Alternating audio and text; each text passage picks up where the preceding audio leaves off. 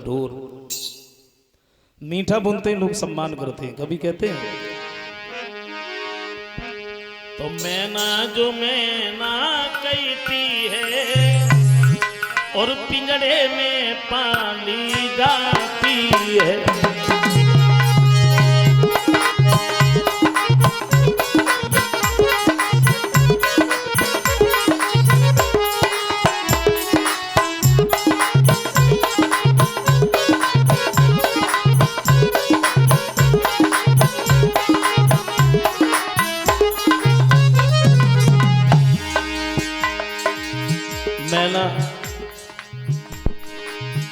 मैना एक पक्षी का नाम होता है और वो जब भी बोलती है तो सिर्फ यही कहती है कि मैना, यानी मैं कुछ भी नहीं हूं। लोग बड़ा सम्मान करते हैं, लेकिन मैना जो मैना कहती है और पिंजरे में पाली जाती है, और बकरी जो मैं करती है वो गले छुरी फिरवाती है।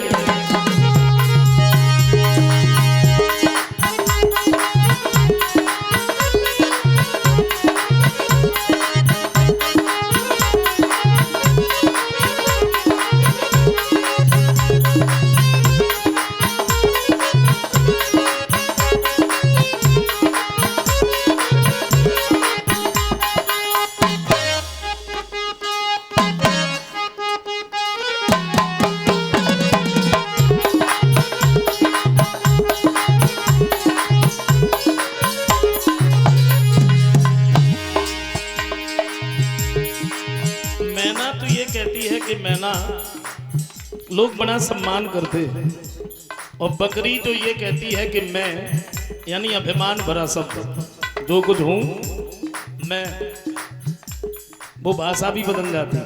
कब?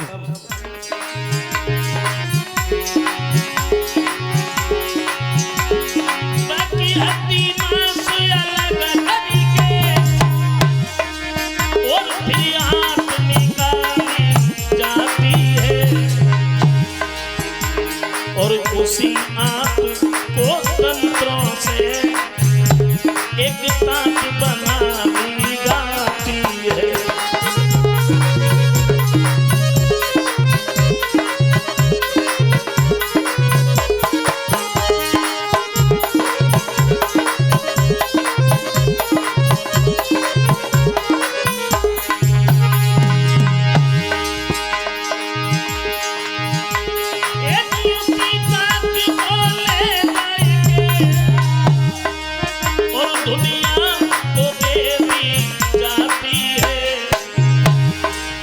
और जब उसका डंडा बजता है तब तू ही गाती है।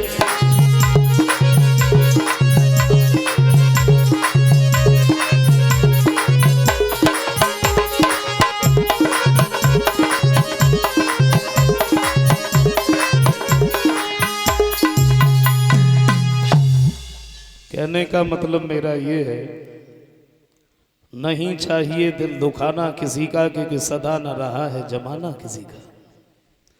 और इसी बात को लेकर के जब महाभारत का युद्ध हुआ, जिस महाभारत के युद्ध में 18 दिन में 18 अक्षौणी सेना मारी गई, लेकिन पांडव 5 के 5 ही बने रहे। द्रोणी का पुत्र अश्वत्थामा,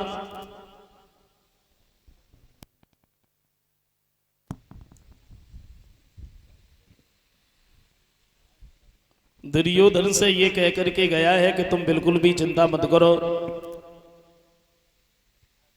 छल से बल से किसी भी तरह से हम पांडवों के सिरों को काट करके ला रहे हैं।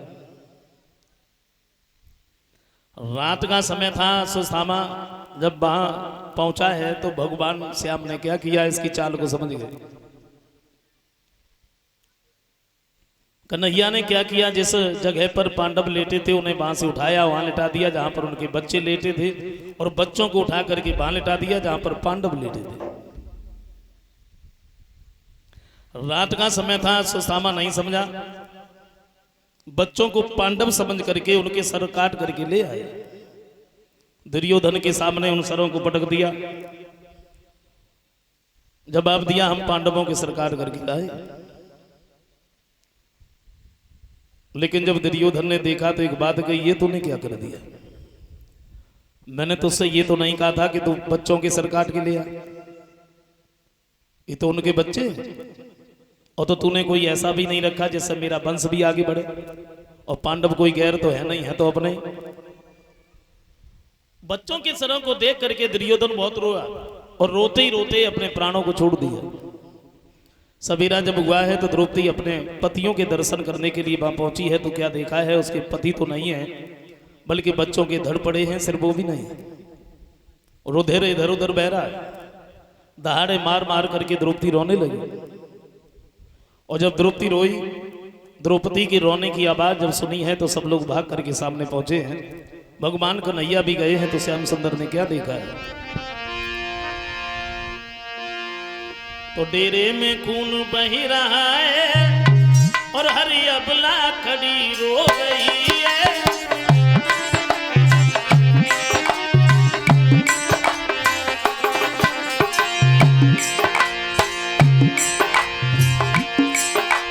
डेरे में खून बही रहा है, हरी अबला खड़ी रो गई है। द्रौपदी बाल बिखराए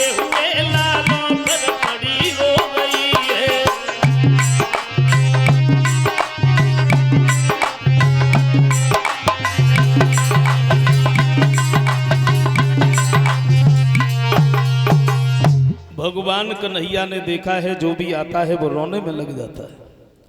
द्रौपदी ने जब श्याम सुंदर को देखा तो सामने पहुंच गई और एक बात कही, भैया क्या तुम्हारे नाटक रचने में अभी कोई और कसर बाकी है?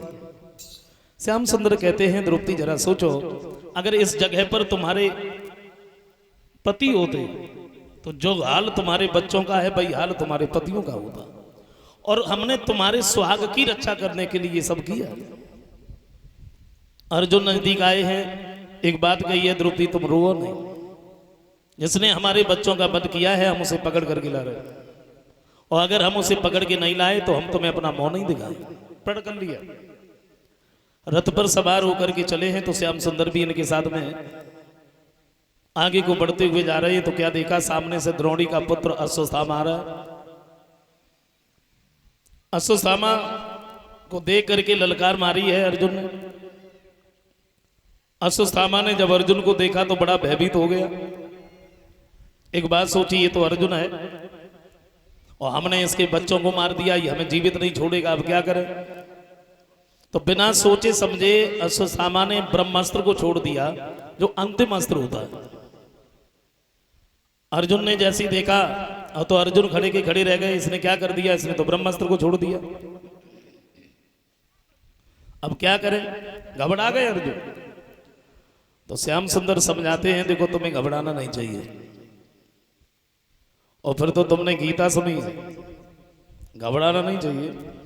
भगवान कन्हैया कहते हैं, देखो कभी कभी विष की औषध विष ही होता है।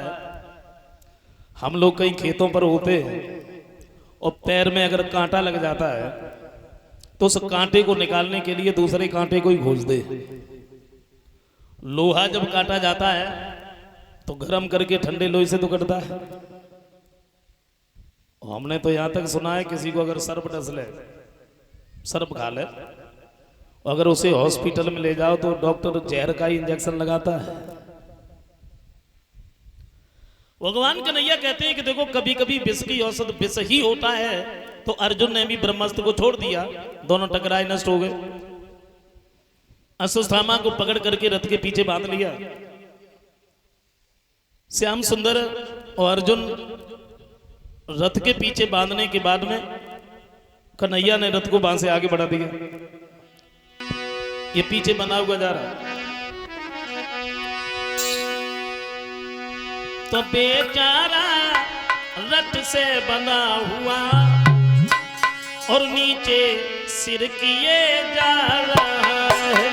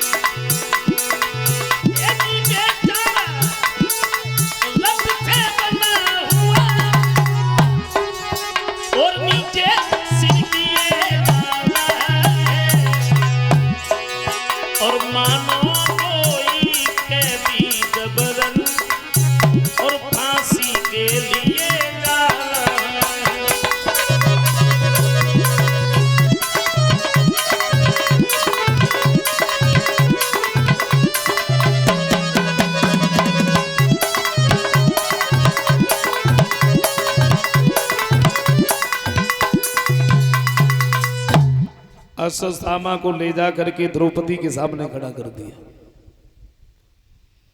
अर्जुन कहते हैं ये बड़ी दुष्ट है, इसने हमारे बच्चों का वध किया, अब तुम हमें बताओ इसका क्या करें, मार दें या छोड़ दें। तो द्रौपदी कहती हैं अगर हमसे पूछ रहे हो तो मेरा कहना ये है आप इसे छोड़ दीजिए। अर्जुन कहती है तुम कह रही हो इसने हमारे बच्चों का वध कर दिया और तुम कह रही इसे छोड़ दे। बोली महाराज जरा सोचो, इसके मारने से हमारे बच्चे वापस तो नहीं आ जाएंगे, और अगर आपने इसे मार दिया तो जितना दुख मुझे हो रहा है उतना ही दुख इसकी मां को भी होगा, पर ये तुम्हारे गुरु का पुत्र है, छोड़ दीजिए ना। भगवान कन्हैया नजदीकी खड़े थे, एक बात कही है द्रौपदी धन्य है तुम्हें, कहां इसने तुम्हारे बच्चों का वध कर दिया, तुम कह रही इसे छोड़ दे। अर्जुन ने युधिष्ठिर से पूछ लिया, बोले भैया क्या करें, इसका मार दें या छोड़ दें। तो युधिष्ठिर कहते हैं देखो कुछ ऐसा ना हो जो धर्म के विपरीत हो जाए। भीम से पूछा, बोले क्या करें, मार दें या छोड़ दें। तो भीम का तो सीधा सीधा एक ही जवाब था, बोले तूने अगर छोड़ दिया तो मेरे हाथों से नहीं बचेगा, मैं मार दूंगा। अब अर्जुन निर्णय नहीं कर पाए कि इसका करें क्या। भगवान कन्हैया खड़े, श्याम सुंदर से तो किसी ने पूछा ही नहीं, हो पूछा नहीं तब तक बोले नहीं, हो बोलना भी नहीं चाहिए। उसके बाद श्याम सुंदर से ही पूछ लिया अर्जुन ने, क्या करें इसका, मार दे या छोड़ दे। तो भगवान कन्हैया कहते हैं देखो द्रौपदी जो कह रही बिल्कुल ठीक कह रही है, युधिष्ठिर भैया जो कहते हैं वो भी सही है, भीम भैया जो कह रहे हैं वो भी ठीक है, और अगर हमसे पूछ रहे हो तो मेरा कहना ये है, क्या है बोले।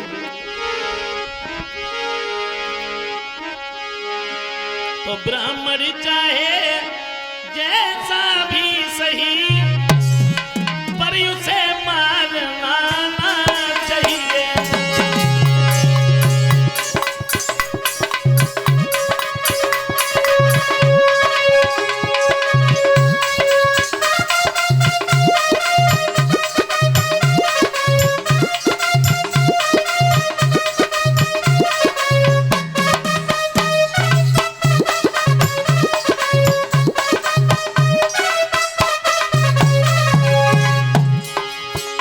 एक बात कही देखो, हमसे अगर पूछ रहे तो मेरा कहना ये,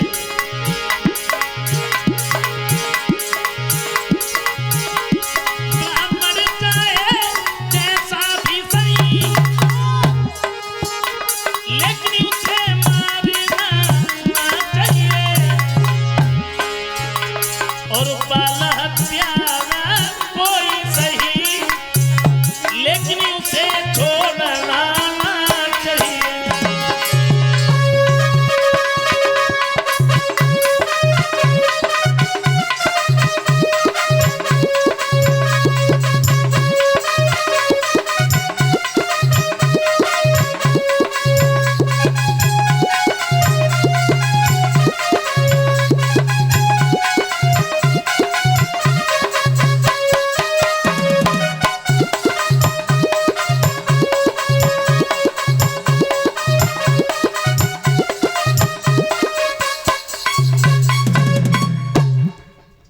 भगवान कन्हैया कहते हैं देखो द्रौपदी जो कह रही बिल्कुल ठीक कहती हैं, और युधिष्ठिर भैया जो कहते हैं वो भी सही है, और भीम भैया जो कह रहे हैं वो भी ठीक है। और हमसे अगर पूछ रहे हैं तो मेरा कहना यह है कि ब्राह्मण चाहे जैसा भी क्यों ना हो, ब्राह्मण चाहे जैसा भी क्यों ना हो उसे मारना मना है, मारना नहीं चाहिए। और बाल हत्यारा चाहे कोई भी क्यों ना हो उसे छोड़ना भी नहीं चाहिए। एक बार और सुन लो, ये ब्राह्मण है तो तुम्हें मारना नहीं है, ये बाल हत्यारा है तो छोड़ना भी नहीं है। और तुम जानो करना क्या है। भीम बोले बड़ा अच्छा जजमेंट दिया है। अब अर्जुन तो खड़े के खड़े रह गए, मारना भी नहीं है छोड़ना भी नहीं है, फिर इसका करना क्या है। सिर के बाल कटवा दिए, दाढ़ी मूंछ मुड़वा दी, और इसके सिर में जो मड़ थी उस मड़ को निकाल लिया और भरी सभा से धक्के मार के भगा दिया। वैसे देखा जाए तो मरने वाला तो इतने में ही मर गया। समाज में अगर किसी का नाम है, लोग अगर सम्मान करते हो और उसी व्यक्ति को भरे सभा से धक्के मार के भगा दिया जाए तो मरने वाला तो इतने में ही मर गया, नहीं तो बहुतों को क्या है, सभा से निकाल दिया, बोले राम राम तुम्हारी तो बड़ी बेइज्जती हुई, तुम्हें तो सभा से निकाल दिया। वे बोले ये क्या, ये तो छोटी सी सबुल्ली थी, हम तो बड़ी बड़ी सभाओं से निकाले गए, क्या फर्क पड़ता है। अश्वत्थामा घर की तरफ जा रहा था, इसके दिमाग में एक बात आई कि पांडवों ने हमारा बहुत बड़ा अपमान किया, हमें तो भरी सभा से धक्के मार के भगा दिया। वैसे अश्वत्थामा को ये सोचना चाहिए था, चलो कोई बात नहीं, हमने उनके बच्चों को मार दिया, उन्होंने हमें जान से नहीं मारा, सभा से ही तो निकाल दिया, लेकिन ईर्ष्या हो गई। और एक बात सोची है कि हम पांडवों के वंश को ही आगे नहीं बढ़ने देंगे। फिर एक दूसरी बात दिमाग में आई, वंश में रहा कौन, बच्चे थे वो मैंने मार दिए, कौन रहा। फिर ये सोचा अभिमन्यु जब युद्ध में मारे गए थे तो इनकी पत्नी उत्तरा गर्भवती थी, ये सुनने के लिए मिला था, तो हम उस गर्भ के बच्चे को ही नहीं छोड़ेंगे। देख लीजिए कभी कभी ऐसा नहीं होता है कि ऊंची जात में जन्म लेने वाले के विचार भी ऊंचे ही हों। इसने बाण को आमंत्रित करके छोड़ दिया, उत्तरा का गर्भ जब अंदर ही अंदर जलने लगा, फिर ये श्याम सुंदर को बुलाने लगी, मामा मेरे गर्भ की रक्षा करो। भगवान कन्हैया भाग करके सामने पहुंच जाते हैं, इन्होंने उत्तरा के गर्भ की रक्षा की है। धीरे धीरे धीरे धीरे जब समय बीता है तो उत्तरा के गर्भ से एक बहुत सुंदर बच्चे ने जन्म लिया। उस बच्चे को देख करके सब लोग घर में बड़े प्रसन्न हैं, आंगन में बधाई बज रही है, दान दे रहे हैं, क्योंकि अभिमन्यु तो युद्ध में मारे गए थे। और जब बच्चे ने जन्म लिया तो आंगन में कि छाइया जब बारी और बायंगना में छाइया जब बारी, बायंगना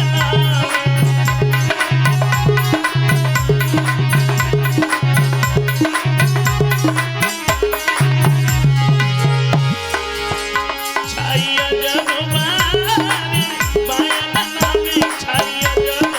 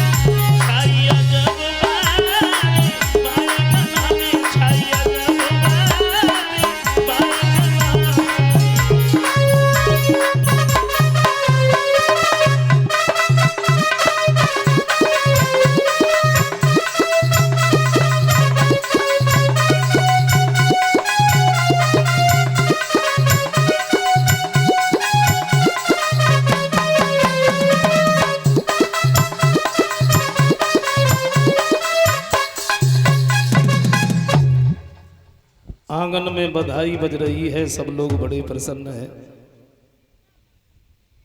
और जब बच्चे ने जन्म लिया तो उस बच्चे का नाम परिषद रखा। परिषद आंगन में धीरे धीरे धीरे धीरे बड़े होने लगे। थोड़ा समय जब बीता है तो एक दिन श्याम सुंदर ने पांडवों से एक बात कही है, देखो द्वापर का अंत चरण है, कलयुग आने वाला है, अब हम यहाँ पर नहीं रुक सकते। बोले प्रभु आप चले जाएंगे तो हमें भी कोई उपाय बताइए, हम क्या करेंगे। तो एक बात कहिए, तुम ऐसा करो, तुम पांचों पांडव हिमालय के लिए चले जाओ। महाराज परीक्षित को राजा बनाया है, पांचों पांडव द्रौपदी को साथ में लेके ये हिमालय के लिए गए। कहते हैं कि जब पांडव यहां से गए तो वो समय कौन सा था, वो बताया। पांडव जब गए तो द्वापुरी का अंत समय था और कलयुग की वारी आई थी।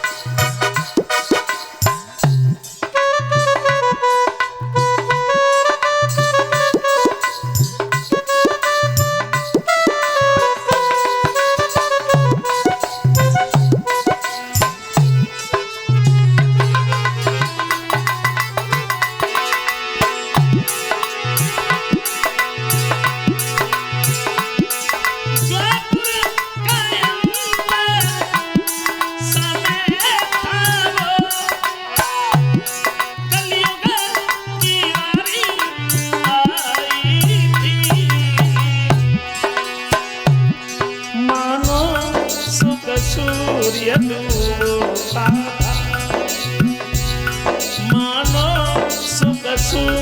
डूबता, दुख की अंधियारी छाई थी।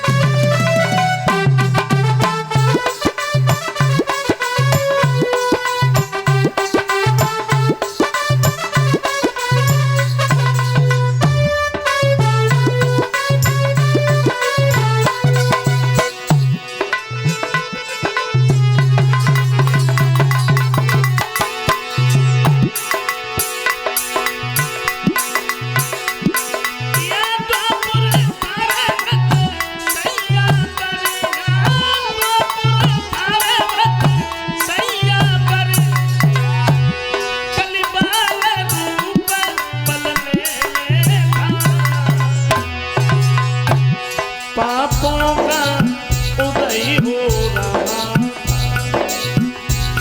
पापों का उदय हो रहा, पुण्यों का नबी ढलने में था।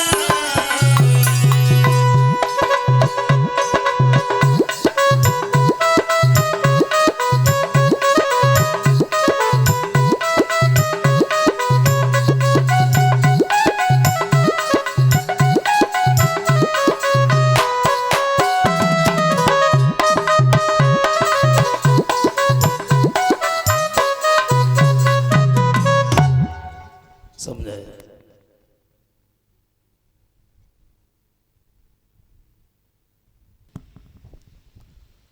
पांडव तो यहां से चले गए, महाराज परीक्षित जब राजा बने।